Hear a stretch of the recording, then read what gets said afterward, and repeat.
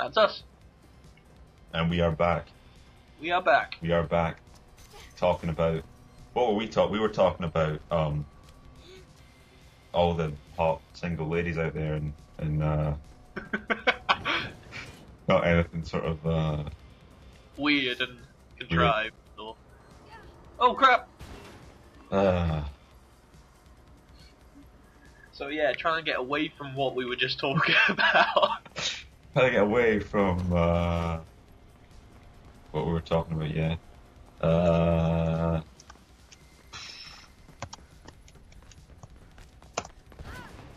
Ow.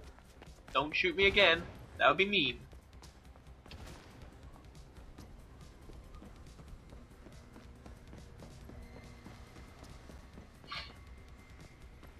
You see, when I said don't shoot me again, doesn't mean you have to take aim.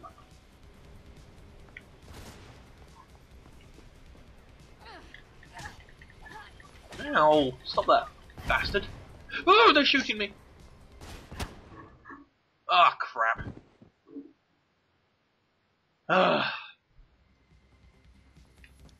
Why does this game keep wanting to take a shit on me? I know you bought it for... How much was that? How much did you... I got it like second-hand cheap, like $5. There's a controversial subject within the yeah, industry. That's something. That's something. Trade-ins and buying second-hand from stalls. Buying second-hand. A lot of they say it's sort of it's good for us because we get cheaper games. But it's bad for the companies because if you buy second-hand, you're only buying from the shop and not the game developers, meaning that they lose out in money in the long run.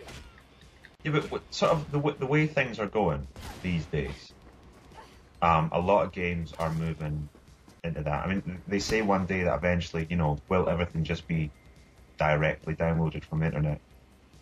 That's looking into something completely different, to be honest. Well, what I'm saying is are sort of our game companies, or people who sell games, like or gaming shops, are they just trying to? Do they know that? Are they just trying to get as much money as possible?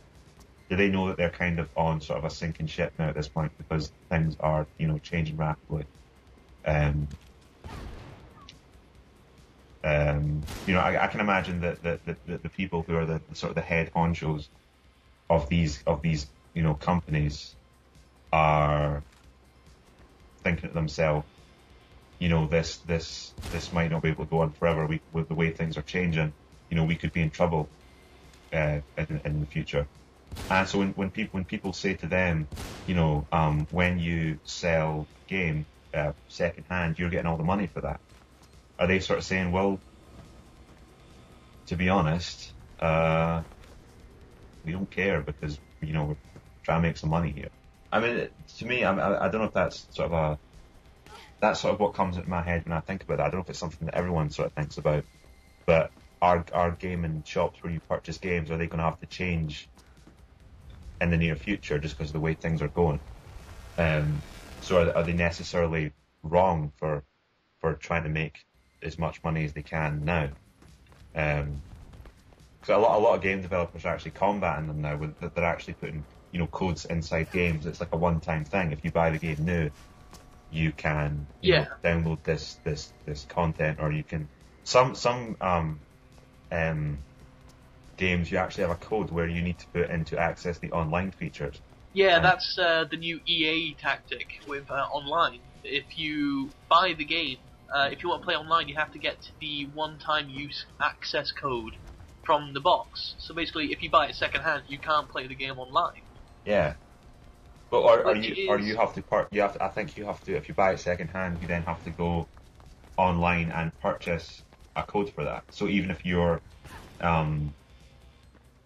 buying second-hand, you still have to pay them extra money to play online. For a game that you've already bought. So that's their sort of tactic to actually make some money out of this whole second-hand thing. But I do sort of wonder. I know it's sort of like between sort of two subjects, but I do sort of wonder because we've got games on demand now, don't we?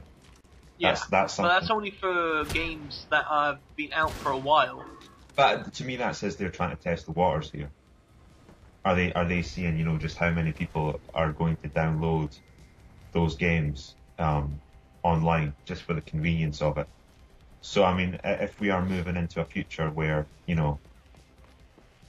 and it may, because personally, I like to have the disc.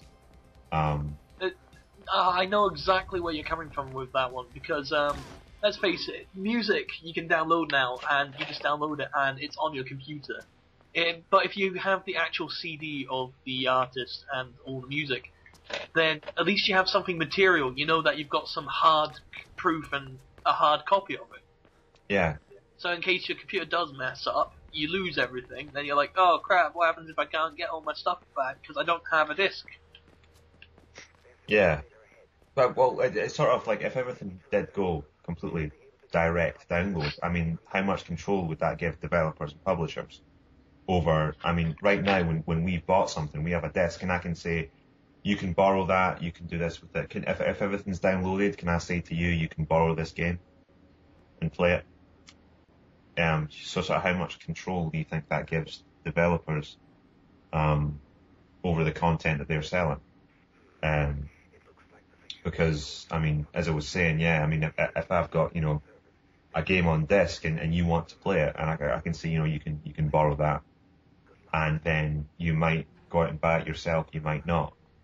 Would there be some kind of thing in place where you could let friends play games you bought for a little while, or could you lend games to people anymore?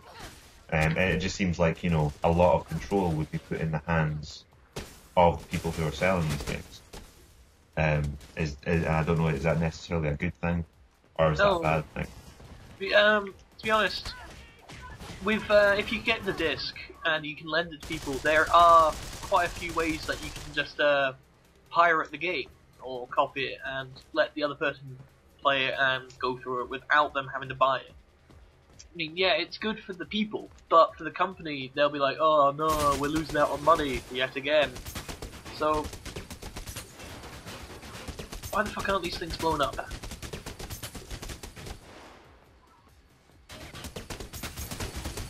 No, really, why aren't these things blown up? Plus, I don't want to imagine what it would be like when a Call of Duty game is coming out for a download only. Just everyone trying to. I mean, would that come out at 12 o'clock midnight when the game's meant to release, and just like millions of people all trying to download that at once? To be honest, that is quite a nasty idea. I mean, it's all about the idea. Sure, it's easier in the long run if it's all digital. You just download it, you sit back, wait for it to download, then you can just play it whenever. But if you get the disc, you get the. If you go for a midnight launch, you actually get the feeling that you're out there and you're actually going out and experiencing it firsthand. Yeah, there is. I mean, there is sort of a point where people are leaving their houses less and less for things apart from gaming. Um, would you need to leave your house at all at this point? If say you won the lottery, you had loads of money, In theory, you don't. you would never have That's to the leave. worrying thing. You would never have to, because you could get your food delivered to you. You could get your entertainment delivered to you. You would not need to leave your house if you weren't interested in sort of social interaction. You could never leave the house again. In theory. But yeah, I see what you mean. Because I sort of like to go to a game, and then I'll always, while I'm buying my game, I'll always like have a little chat with the guys who are working in the store, and because they're all avid gamers themselves, and they'll chat about me with me about different stuff, and when they're not annoying you, asking if you want help when you don't need it, I'll gladly have a chat to them. Um, uh, you know, I never. Is that something that bugs you? People going up and asking you if you need help, because it definitely sort of gets on my nerves a little bit. I mean, from one perspective, I mean, you know, when I'm sitting looking at games, I could be looking for something specific and just not being able to find it. And if some guy comes up to me and says, "Can I give you any help?" and I say, "Yeah, I'm looking for this such and such game," you know, he can point to where it is. If I'm just sort of casually looking about though, and some guy comes up to me and asks him if I'm okay, I'm like, "Yeah, I'm fine." And 5 minutes later, his colleague comes up to me and asks if I'm okay, I'm saying, "Yeah, I'm fine." By the time the fourth guy is asking me if I'm fine, you know, I'm starting to get a little bit annoyed of people asking me if I'm okay.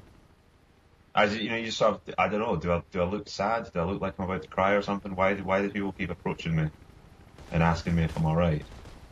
Um, but yeah, Oh, that guy got messed up. he got messed Sorry. up. So what are we doing after we've recorded this fun time adventure? Is this straight on Xbox? Probably. How do you mean? Or is this where this? I mean, are we sort of. What are we doing after this? Let's give the viewers a little bit of an idea of what we do when we're not recording. Is this going to be, you know, me running around getting killed on Halo while you kill 15 people in 5 seconds? Make it sound like I'm good. No, I don't know. I don't know about you. I might go and edit some of these videos together. Is this the end of the game? I've just realised I've been playing through this on automatic. I've not been paying attention to it because I've been talking to you. And is this the end of the game?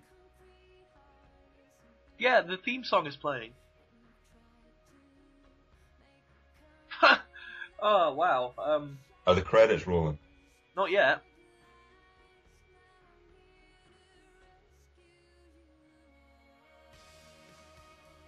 Yep, now they are. So that's Mirror's Edge. That was Mirror's Edge with a very strange commentary. Have you finished through your first commentary? Yeah, I finished it. I've not uploaded it all yet though. So there you have it. That's Mirror's Edge. It's weird for me because I can't see the credits roll. How long was that? That must only have been about 5 hours. That then. Not even that. Not even that. As I've said, I played through it before, but I honestly couldn't remember. At the beginning, I couldn't even grasp the controls for a while until I got the flow of it again. How long do we have before we have to cut? 2 minutes. Okay. Are we doing another 15 minutes after that, where we just sort of keep the chat going, or are we using this 2 minutes to wrap? Might as well just use this 2 minutes instead of just adding an extra video on for the hell of it. Right. I don't know if you want me to get the downloadable content for Mirror's Edge and play through that, which is just pure free running, no story. Just do the most stylish things you can and put it in the comments. I'll do it and I'll make videos of the downloadable content. Don't put that in the comments. I think I'm going to be going through Duke Nukem 3D next. Go through the levels one at a time. See how that goes. But if there's any games that you guys want me to actually go through and have Dan or any of the other guys talking along with me, just going through the games, then just send us a message or just leave a comment. I'm going to keep saying that because Dan wants us to be very YouTubey. I don't want us to be very YouTubey. I prefer us not to be YouTubey. But if you want us to be YouTubey, leave a comment in the comment section, and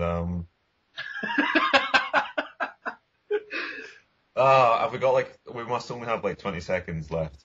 About that. So, you know, thanks for watching Mirror's Edge playthrough. Listen, if you've made it this far, you know, well done. Congratulations, Ever Cookie. Well, thank you for watching. We'll probably see you in the future. Hopefully. Yep, so we'll catch you guys in the next video. Subscribe if you want to keep up with us.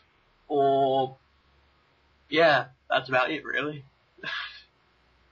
Woohoo! So, yeah, very anticlimactic after all this. So anyway, catch you guys later.